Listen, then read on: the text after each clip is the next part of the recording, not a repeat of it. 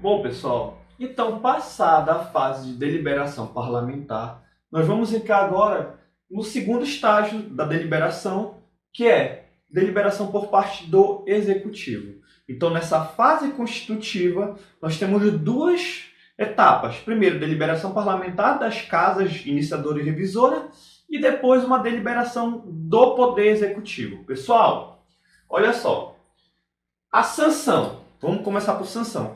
Essa fase do executivo, ela pode ter essa etapa, ou o presidente sanciona ou ele veta o projeto de lei, ok?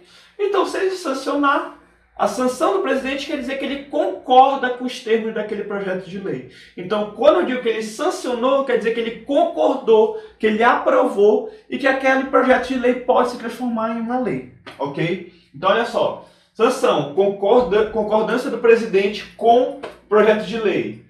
É uma fusão de vontades, pessoal. É uma fusão de vontades entre o poder legislativo, com a casa iniciadora e revisora, e do poder executivo.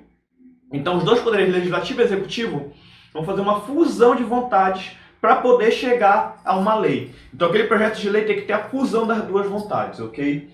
Olha só, a sanção ela é geralmente expressa, mas o presidente ele tem 15 dias para sancionar um projeto de lei. Se ele não se manifestar, é considerado uma sanção tácita, e aí ele vai ter que promulgar. Então, a sanção ela tem 15 dias para acontecer. Se o presidente não se manifestar, é considerado uma sanção tácita, ok? E aí a gente vai ver a questão depois do veto, como é que acontece. Quando vocês lembram de fusão de vontades, vou colocar uma figurinha aqui para vocês lembrarem. Ah, não estão tendo a referência? Lembra do Bruno Henrique e do Gabigol? Gente, estão fazendo referência à fusão. Para quem não está pegando referência, olha ali. Não acredito que vocês não conhecem isso daí. Com certeza conhecem. Então é uma fusão de duas vontades que se unem para formar uma lei. Ok, pessoal? Em contrapartida da sanção, nós temos o veto. Quando o presidente veta um projeto de lei, nós queremos dizer que ele não concordou com os termos daquela lei, que o chefe do Poder Executivo não aprovou de forma total ou parcial aquela lei. Então ele pega e diz que não concorda, que está discordando daquele projeto de lei. E ele pode ser total ou parcial. Ele pode entender, gente, por dois motivos. Primeiro, ele pode dizer que aquele projeto de lei é inconstitucional. E aí, quando a gente for falar lá em controle de constitucionalidade, você já tem que ter essa informação aqui.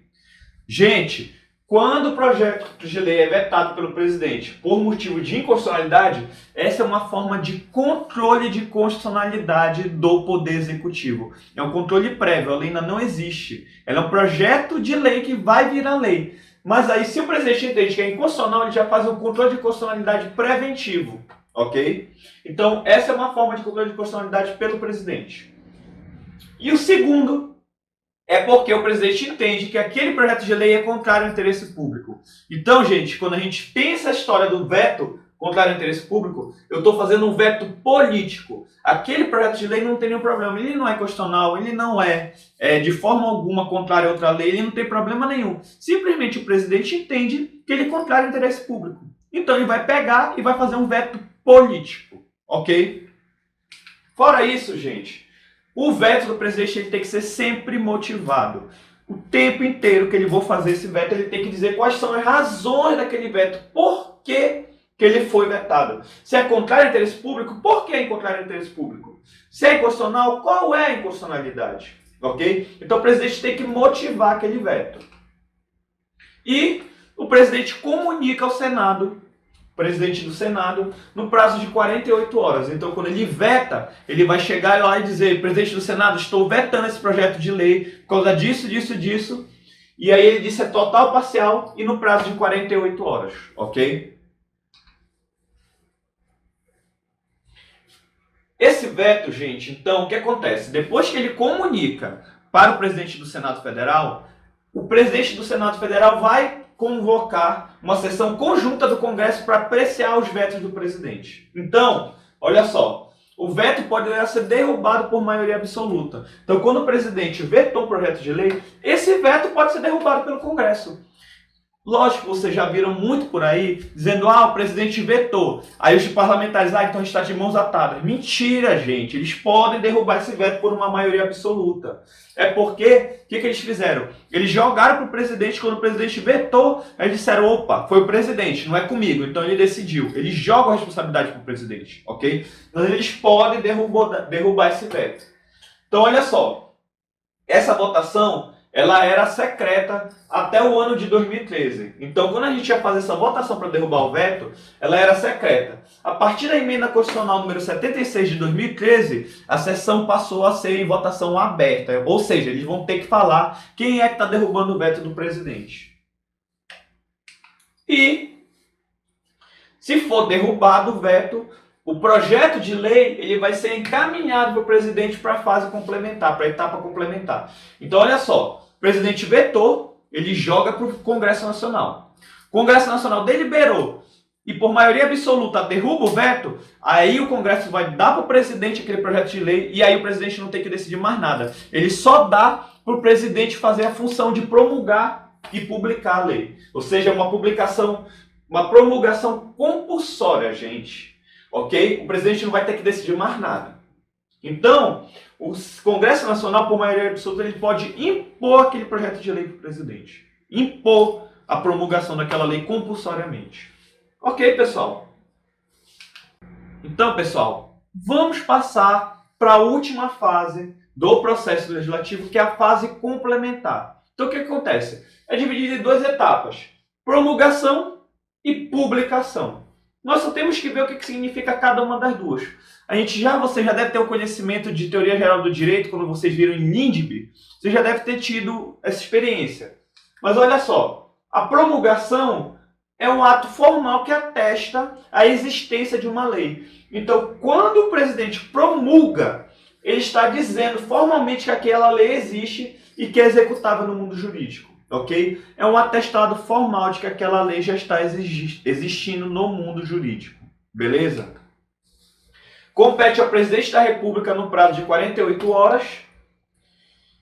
E, se o presidente da República não promulgar, cabe ao presidente do Senado. Ou seja, é como se fosse uma imposição. O presidente da República pega e tem que promulgar 48 horas depois. No caso, se ele sancionou, ele tem 48 horas para promulgar. No caso, se foi derrubado o veto do presidente, ele vai ter 48 horas para promulgar. Se não, passa para o presidente do Senado para promulgar, que também vai ter um prazo de 48 horas.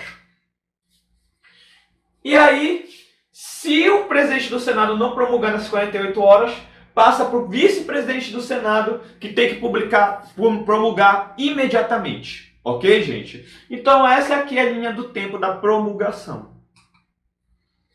Já a publicação é eu dizer para a sociedade, eu comunicar, eu dar amplo conhecimento para a sociedade que aquela lei está valendo. Então, quando eu publico, eu estou comunicando à população que a lei existe, que ela deve ser cumprida. Aí vocês vão ter que pegar o conhecimento de Teoria Geral do Direito Civil e NINDB sobre a questão de vigência e tal, se ela já passa a ficar vigente desde o começo, se não, se precisa de um tempo e tal. Mas o que a gente tem que ver aqui é que tem que haver promulgação e publicação, ok? É uma condição de eficácia da lei, porque eu só posso cobrar dos meus administrados que eles cumpram uma lei. Se eu publiquei, se eu dei conhecimento, a gente não pode cumprir uma lei que a gente não sabe que existe, então tem que conhecer aquela lei e torna obrigatória, apta a produzir efeitos. Apta a produzir efeitos com a ressalva da questão da vigência da lei, ok, pessoal? Então, não se confundam com isso. Publicação para conhecimento é uma coisa, vigência da lei é outra. Você já tem esse conhecimento de NINDB, eu não vou entrar aqui. Então, com isso, a gente pega e encerra a questão do procedimento legislativo, do processo legislativo. Nós, no vídeo seguinte, vamos começar a ver as espécies legislativas, espécies normativas que incluem esse processo legislativo. Até logo, galera!